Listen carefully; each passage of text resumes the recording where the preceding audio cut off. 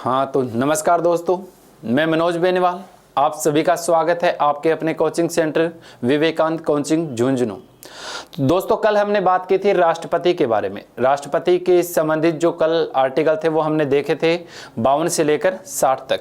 तो दोस्तों कल हमने क्या देखा था कि राष्ट्रपति का जो पद है, राष्ट्रपति का पद किस देश के संविधान से लिया गया है? अमेरिका के संविधान से लिया गया। कहां से लिया था हमने ये पद? अमेरिका के संविधान से लिया था। इसकी जो तुलना की जाती है, राष्ट्रपति के पद की जो तुलना की जाती है, तुलना इसकी किसके साथ की जाती है? ब्रिटिश ताज के साथ की जाती है, ब्रिटिश ताज। फिर इससे राष्ट्रपति से संबंधित हमने कल अनुच्छेद देखे थे। अनुच्छेद सबसे पहले हमने देखा था अनुच्छेद 52। तो दोस्तों अनुच्छेद 52 में क्या था कि भारत का एक राष्ट्रपति होगा। इसमें राष्ट्रपति का पद दिया गया था, भारत का एक राष्ट्रपति होगा। अनुच्छेद 53। तो दोस्तों अनुच्छेद 53 में हमने कल क्या देखा था? कार्यपालिका शक्तियां, संघ की कार्यपालिका शक्तियों का उल्लेख था। दोस्तों फिर हमने अनुच्छेद 54 में देखा था, अनुच्छेद 54 में हमें क्या दिया गया था? राष्ट्रपति का निर्वाचन मंडल, यानी राष्ट्रपति के निर्वाचन में कौन कौन से सदस्य भाग लेते हैं। तो दोस्तों राष्ट्रपति के निर्वाचन में केवल निर्वाचित सदस्य भाग लेते हैं। राष्ट्रपति का निर्वाचन मंडल हमने ये देखा था कि किस देश के संविधान से लिया गया है। तो दोस्तों राष्ट्रपति का निर्वाचन मंडल किस देश के संविधान से लिया गया है? आयरलैंड के संविधान से लिया गया है। फिर हमने देखा था अनुच्छेद 55, और अनुच्छेद 55 में हमें क्या दिया गया था? राष्ट्रपति की निर्वाचन प्रणाली। और राष्ट्रपति की जो निर्वाचन प्रणाली है ये भी किस देश के संविधान से ली गई है? आयरलैंड के संविधान से ली गई है। राष्ट्रपति की निर्वाचन प्रणाली भी किस देश के संविधान से ली? हमने आयरलैंड के संविधान से। फिर दोस्तों हमने देखा था अनुच्छेद 56। अनुच्छेद 56 में हमें राष्ट्रपति के कार्यकाल की जानकारी मिलती है कि राष्ट्रपति का जो कार्यकाल होता है वो कितना होता है। तो दोस्तों सामान्यतः 5 वर्ष था। फिर हमने देखा था अनुच्छेद 57। अनुच्छेद 57 में क्या दिया गया था? पुनः निर्वाचन योग्यता, पुनः निर्वाचन योग्यता। फिर दोस्तों हमने देखा था अनुच्छेद 58, और अनुच्छेद 58 में क्या दी गई थी? राष्ट्रपति पद की योग्यता का उल्लेख था। फिर दोस्तों हमने देखा था अनुच्छेद 59 में राष्ट्रपति पद की क्या दी गई थी? शर्तें दी गई थी। फिर आपने देखा था अनुच्छेद 60, और 60 में राष्ट्रपति पद की क्या दी गई थी? शपथ का उल्लेख किया गया था। तो यहां तक तो हमने कल पहले वाली क्लास में पढ़ लिया था। इसे आगे वाली क्लास में हमें पढ़ना है अनुच्छेद 61।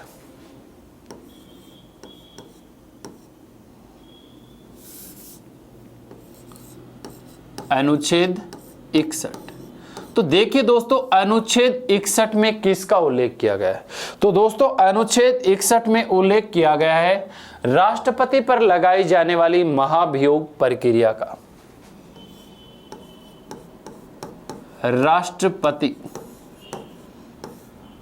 पर महाभियोग प्रक्रिया। तो राष्ट्रपति पर लगाई जाने वाली महाभियोग प्रक्रिया का जो उल्लेख है वो कौन से अनुच्छेद में किया गया है? अनुच्छेद 61 में किया गया। आइए दोस्तों हम देखते हैं कि महाभियोग जो प्रक्रिया है वो किस देश के संविधान से ली गई। तो दोस्तों महाभियोग प्रक्रिया की अगर बात करें तो ये भी कौन से देश के संविधान से ली गई है? अमेरिका के संविधान से ली है। महाभियोग प्रक्रिया किस देश के संविधान से ली गई है? अमेरिका के संविधान से ली गई है। उसके बाद दोस्तों बात करें कि महाभियोग प्रक्रिया है वो न्यायिक प्रक्रिया है या फिर अर्ध न्यायिक प्रक्रिया। ये क्वेश्चन बहुत बार पूछा जाता है कि महाभियोग प्रक्रिया है वो किस प्रकार के न्यायिक है या फिर अर्ध न्यायिक प्रक्रिया। तो दोस्तों महाभियोग जो प्रक्रिया है यह एक अर्ध न्यायिक प्रक्रिया है, अर्ध न्यायिक प्रक्रिया। तो दोस्तों महाभियोग है वो किस प्रकार की प्रक्रिया है, अर्ध न्यायिक प्रक्रिया है, याद रखेंगे।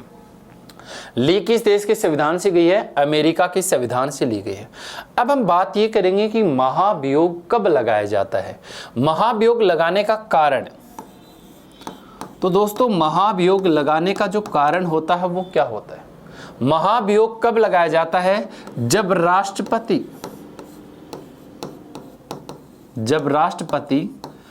पद पर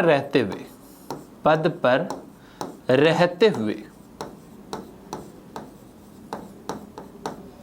संविधान का क्या करेगा, उल्लंघन करेगा, संविधान की अवहेलना। अगर संविधान की अवहेलना करता है तो उसे किस प्रक्रिया के द्वारा पद से हटाया जाता है, महाभियोग प्रक्रिया के द्वारा पद से हटाया जाता है। उसके बाद दोस्तों हम देखते हैं कि जब हटाने की प्रक्रिया है तो किस प्रकार से प्रारंभ की जाती है। पहली बात तो यह है कि दोस्तों महाभियोग प्रक्रिया संसद की किस सदन में लाई जाती है, तो किस सदन में ला सकते हैं आप। तो दोस्तों महाभियोग प्रक्रिया को संसद के किसी भी सदन में लाया जा सकता है, किसी भी सदन में लाया जा सकता है।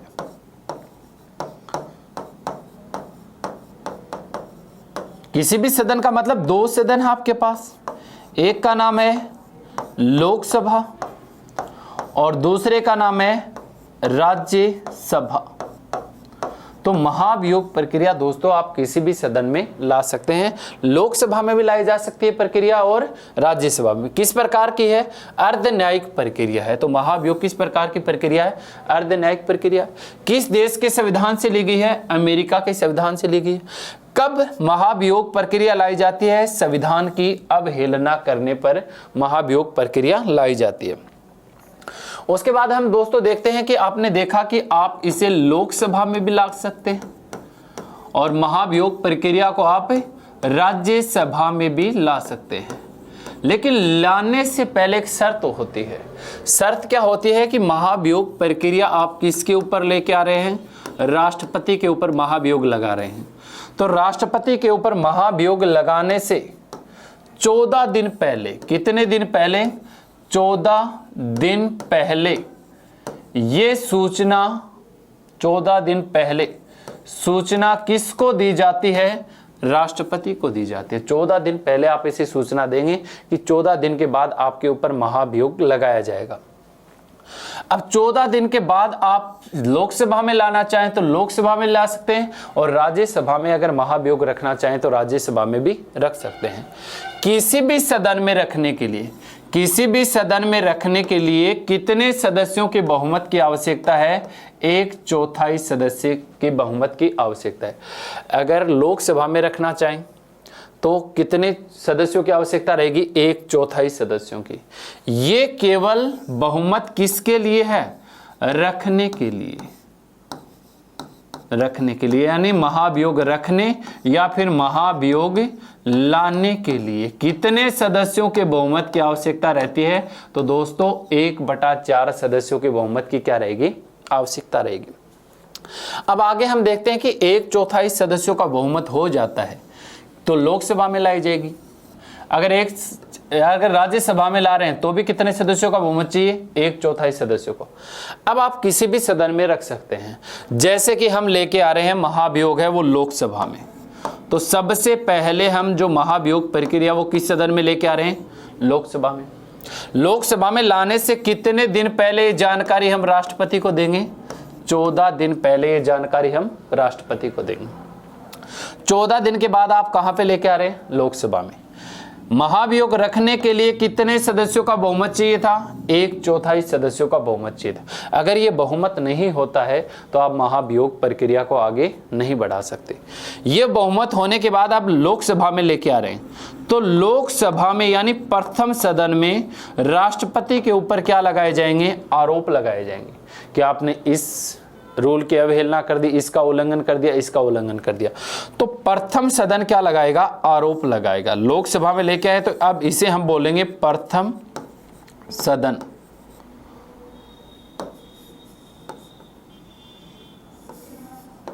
प्रथम सदन। तो प्रथम सदन के द्वारा राष्ट्रपति पर क्या लगाए जाएंगे? आरोप लगाए जाएंगे। आरोप लगाने के बाद इसे क्या करना पड़ता है? पारित। और पारित करने के लिए कितने सदस्यों के बहुमत की आवश्यकता रहेगी? तो दोस्तों पारित करने के लिए 2/3 सदस्यों के बहुमत की क्या रहेगी? आवश्यकता। रखने के लिए 1/4 सदस्यों का बहुमत और पारित करने के लिए 2/3 सदस्यों का बहुमत। अब प्रथम सदन में जब 2/3 सदस्य इसके ऊपर हस्ताक्षर करेंगे तो प्रथम सदन में यह प्रक्रिया क्या समझी जाएगी? पारित समझी जाएगी। प्रथम सदन में पारित होने के बाद ये प्रक्रिया कहां पे जाएगी? राज्यसभा में जाएगी। अब राज्यसभा में आ गई, प्रथम सदन ने क्या लगा दिए? आरोप लगा दिए। अब दूसरा सदन यानी राज्यसभा, तो दूसरा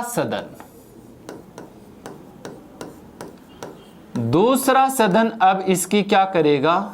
जांच करेगा। तो दूसरे सदन के द्वारा इसकी क्या की जाती है? जांच की जाती है। अब जांच के दौरान देखो दोस्तों क्या होता है कि जांच के दौरान यहां पे जब महाभियोग प्रक्रिया की जांच चल रही होती है तो यहां पर राष्ट्रपति अगर चाहे तो स्वयं अपनी पैरवी कर सकता है। स्वयं क्या कर सकता है? अपनी पैरवी यानी सफाई देने का इसे मौका दिया जाता है। अगर ये चाहे तो यहां पर अपनी सफाई दे सकता है। या फिर अगर राष्ट्रपति स्वयं पेश नहीं होना चाहे तो यहां पर अपनी पैरवी करने के लिए अपने मनपसंद वकील को यहां पर भेज सकता है। अब जांच चल रही है, जांच के अंदर आपने राष्ट्रपति को मौका दिया कि वो अपनी पैरवी खुद भी कर सकता है अपने बचाव के लिए, या फिर अगर वो खुद नहीं आना चाहे यहां पे राष्ट्रपति तो वो अपने वकील को यहां पर पैरवी करने के लिए भेज सकता है। अब जांच के दौरान आपके पास 2 ही हल निकलेंगे, या तो राष्ट्रपति पर लगाए गए आरोप जो हैं वो सही पाए जाएंगे या लगाए गए आरोप गलत पाए जाएंगे। पहले हम देखते हैं अगर राष्ट्रपति पर लगाए गए आरोप गलत पाए जाते हैं तो दूसरा सदन इसे पारित नहीं करेगा। अगर राष्ट्रपति पर लगाए गए आरोप सही पाए जाते हैं तो दूसरा सदन भी इसे 2/3 सदस्यों के बहुमत से क्या करेगा? पारित करेगा। तो दोस्तों महाभियोग रखने से कितने दिन पहले जानकारी दी जाती है? 14 दिन पहले। फिर आप किसी भी सदन में ला सकते हैं। संसद के 2 सदन है, लोकसभा और राज्यसभा। तो महाभियोग आप लोकसभा में भी रख सकते हैं और राज्यसभा में भी रख सकते हैं। रखने से 14 दिन पहले आपको ये जानकारी राष्ट्रपति को देनी होती है। फिर किसी भी सदन में लाने के लिए कितने सदस्यों का बहुमत चाहिए? आपको 1/4 सदस्यों का बहुमत चाहिए। फिर आप जिस सदन में रखते हैं, चाहे लोकसभा में रखें चाहे राज्यसभा में, जिसमें रखेंगे पहली बार उसे प्रथम सदन के नाम से जाना जाएगा। प्रथम सदन के द्वारा राष्ट्रपति पर क्या लगाए जाते हैं? आरोप लगाए जाते हैं। आरोप लगाने के बाद इसे पारित करने के लिए कितने सदस्यों का बहुमत चाहिए? 2/3 सदस्यों का बहुमत चाहिए।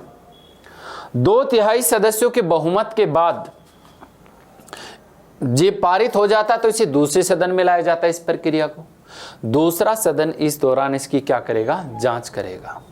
जांच के दौरान राष्ट्रपति अपनी पैरवी खुद भी रख सकता है, यहाँ पे आ सकता है, या अपने किसी वकील को यहाँ पर अपनी पैरवी रखने के लिए भेज सकता है।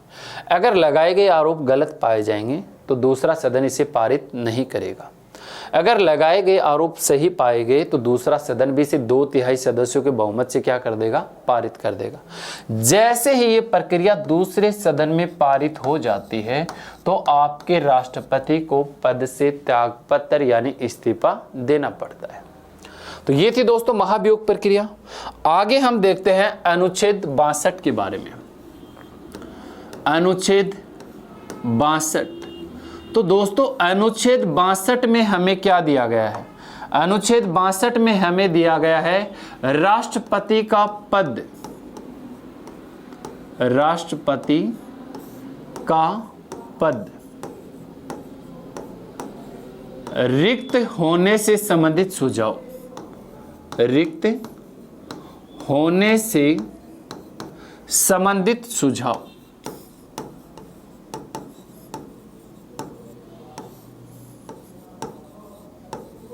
तो राष्ट्रपति का पद जब रिक्त हो जाए तो आपको क्या करना है, इसके बारे में हमारे संविधान में क्या लिखा गया है।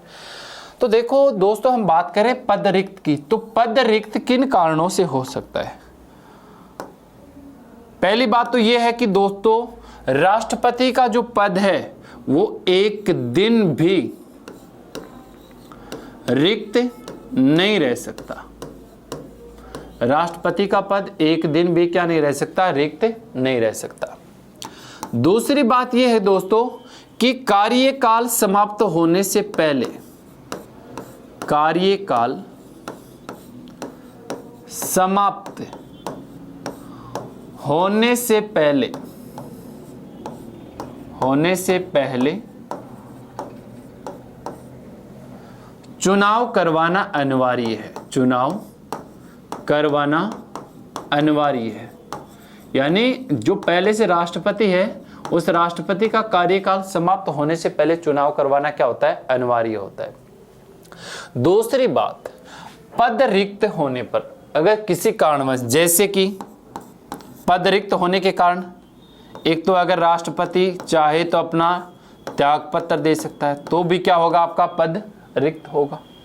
या आपने किसी राष्ट्रपति को महाभियोग प्रक्रिया से हटा दिया पद से, तो भी पद रिक्त होगा। या फिर पद पर रहते हुए किसी राष्ट्रपति की क्या हो जाती है, मृत्यु हो जाती है, तो भी आपका पद क्या हो गया, रिक्त। तो इन तीन कारणों से आपके राष्ट्रपति का पद क्या हो सकता है, रिक्त हो सकता है। तो ऐसी कंडीशन में देखो दोस्तों, किसी भी कारणवश अगर रिक्त पद होता है तो अगले 6 महीने में चुनाव करवाए जाते हैं।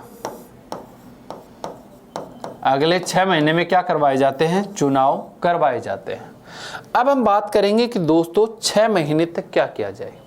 तो दोस्तों अगर किसी भी कारणवश से अगर त्यागपत्र दे दिया जाए या महाभियोग द्वारा हटा दिया जाए या पद पे रहते हुए मृत्यु हो जाए, तो ऐसी स्थिति में अपने पास एक और पद सृजित किया गया है जिसका नाम है उपराष्ट्रपति।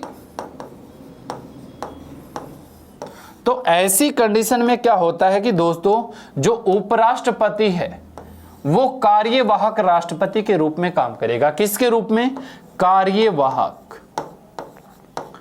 तो यहां पर कार्यवाहक राष्ट्रपति के रूप में कौन काम करता है, उपराष्ट्रपति करता है। और फिर 6 महीने तक उपराष्ट्रपति कार्यवाहक राष्ट्रपति रह सकता है और 6 महीने के अंदर आप क्या करवा लेंगे, चुनाव करवा लेंगे।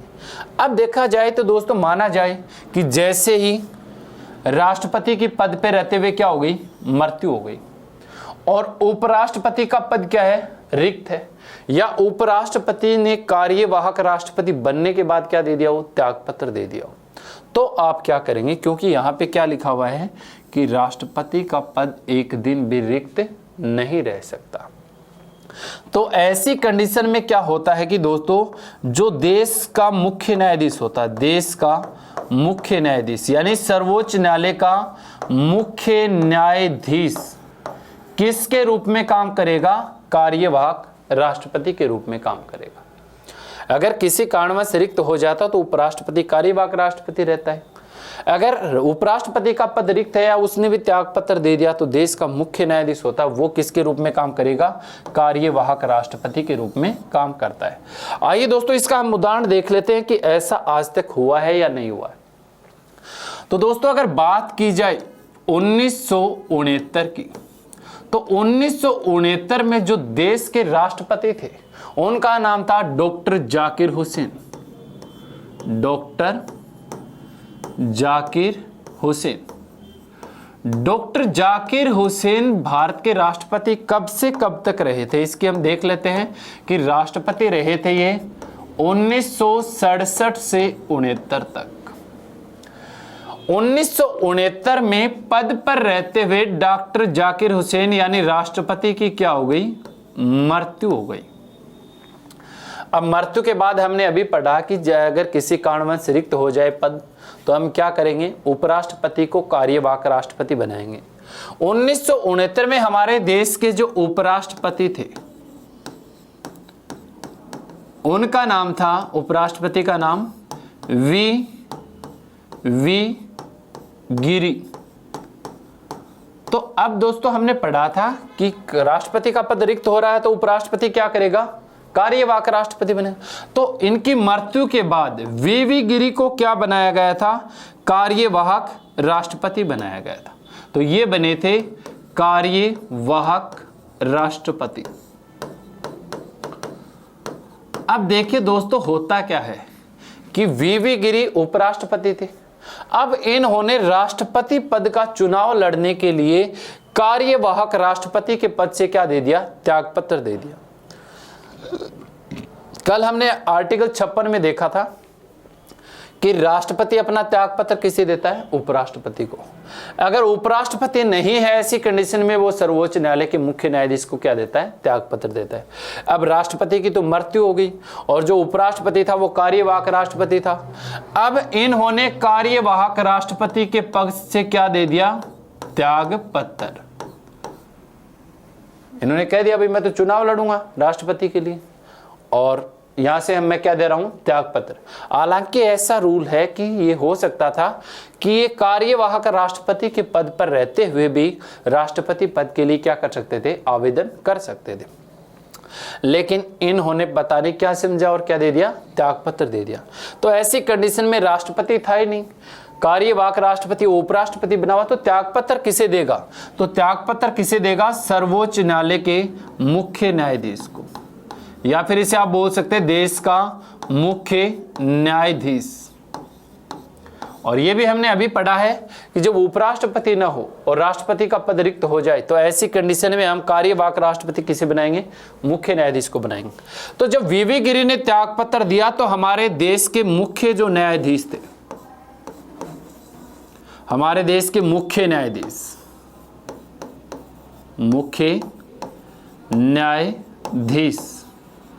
इस दौरान हमारे देश के मुख्य न्यायाधीश थे मोहम्मद हिदायतुल्ला। तो इस दौरान हमारे देश के मुख्य न्यायाधीश कौन थे, मोहम्मद हिदायतुल्ला थे। तो ऐसी कंडीशन में मोहम्मद हिदायतुल्ला को क्या बनाया गया था, कार्यवाहक राष्ट्रपति। इन्हें कार्यवाहक आपने क्या बना दिया, राष्ट्रपति बना दिया। देश का एकमात्र व्यक्ति जो भारत के तीनों सर्वोच्च पदों पर रह चुका है वो है मोहम्मद हिदायतुल्ला। तो राष्ट्रपति के पद पर भी रह लिए और ये आपके सुप्रीम कोर्ट के यानी मुख्य न्यायाधीश भी रह लिए और 5 साल ये आपके उपराष्ट्रपति भी रह चुके हैं। तो ऐसी कंडीशन में आपने मोहम्मद हिदायतुल्ला यानी देश के सर्वोच्च न्यायालय के मुख्य न्यायाधीश को आपने क्या बना दिया, कार्यवाहक राष्ट्रपति। दूसरा ऐसा हुआ था दोस्तों 1977 में। 1977 में देश के जो राष्ट्रपति थे उनका नाम था फखरुद्दीन अली अहमद। दोस्तों साथ में यह भी याद रख सकते हैं कि देश का जो पहला मुस्लिम राष्ट्रपति था वो डॉक्टर जाकिर हुसैन था और पद पे रहते हुए मरने वाला भी पहला कौन था, डॉक्टर जाकिर हुसैन था। देश के जो दूसरे मुस्लिम राष्ट्रपति बने थे वो बने थे फखरुद्दीन अली अहमद और पद पर रहते हुए मरने वाले भी दूसरे जो राष्ट्रपति थे वो कौन थे, फखरुद्दीन अली अहमद। दोनों कॉमन बात है, देश का पहला मुस्लिम जाकिर हुसैन, पद पे रहते हुए मरने वाला पहला राष्ट्रपति जाकिर हुसैन, देश का दूसरा मुस्लिम राष्ट्रपति फखरुद्दीन अली अहमद और दूसरा ऐसा राष्ट्रपति जिसकी पद पे रहते हुए क्या हो गई, मृत्यु हो गई, ये भी फखरुद्दीन अली अहमद है। फखरुद्दीन अली अहमद का कार्यकाल था 1974 से लेकर 77 तक। 77 में इनकी पद पे रहते हुए क्या हो गई, मृत्यु हो गई। तो मृत्यु होगी तो ऐसी कंडीशन में हम उपराष्ट्रपति को क्या बनाएंगे, कार्यवाहक राष्ट्रपति बनाएंगे। तो इस दौरान दोस्तों हमारे देश के जो उपराष्ट्रपति थे उनका नाम था बी डी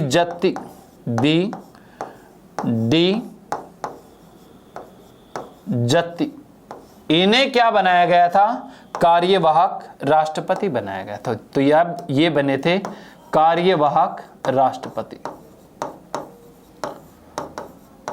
तो दोस्तों यहां पर आपने देखा कि आज तक जो कार्यवाहक राष्ट्रपति है वो कितने व्यक्ति रह चुके? 3, जिसमें से 2 तो आपके उपराष्ट्रपति है, एक तो वीवी गिरी और दूसरा बीडी जत्ती, और एक इसमें आपका कार्यवाहक राष्ट्रपति आ जाता है सर्वोच्च न्यायालय का मुख्य न्यायाधीश मोहम्मद हिदायतुल्ला, जो देश के तीनों सर्वोच्च पदों पर रह चुके हैं, राष्ट्रपति, उपराष्ट्रपति और सर्वोच्च न्यायालय के मुख्य न्यायाधीश।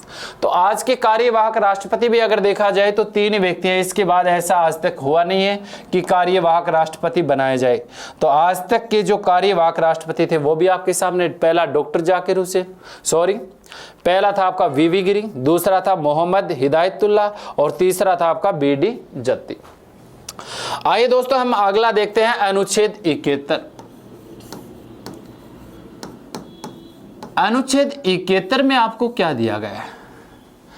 देखिए दोस्तों, अनुच्छेद 71 में एक तो आपको दिया गया है राष्ट्रपति के बारे में, और एक दोस्तों आपको दिया गया है उपराष्ट्रपति के बारे में। अगर राष्ट्रपति व उपराष्ट्रपति के चुनाव से संबंधित विवाद होता है, इन दोनों पदों के से संबंधित, चुनाव से संबंधित विवाद, चुनाव से संबंधित जो विवाद होता है, इन विवादों का निपटारा, संबंधित विवाद, इन विवादों का निपटारा केवल और केवल किया जाएगा तो किसके द्वारा किया जाएगा? सर्वोच्च न्यायालय के द्वारा। केवल यही 2 पद ऐसे हैं जिनके चुनाव से संबंधित, यानी राष्ट्रपति और उपराष्ट्रपति के चुनाव से संबंधित अगर कोई भी विवाद होता है तो उन विवादों का निपटारा केवल और केवल किसके द्वारा किया जाएगा? सर्वोच्च न्यायालय के द्वारा किया जाएगा। दोस्तों अगला हमारा जो अनुच्छेद है, अनुच्छेद है 72। अनुच्छेद 72 में क्या दिया गया है? तो दोस्तों अनुच्छेद 72 में हमें दिया गया है राष्ट्रपति का क्षमादान। राष्ट्रपति का क्षमादान, राष्ट्रपति के क्षमादान से संबंधित बातें दी गई है। तो देखिए दोस्तों, राष्ट्रपति एकमात्र ऐसा व्यक्ति है देश का जो किसी भी मृत्युदंड प्राप्त व्यक्ति की सजा को माफ कर सकता है। तो दोस्तों यहां पर हम देख रहे हैं राष्ट्रपति को क्षमादान में क्या क्या छूट दी गई है। तो पहला, किसी भी मृत्युदंड की सजा प्राप्त व्यक्ति को, सजा प्राप्त व्यक्ति को माफ कर सकता है।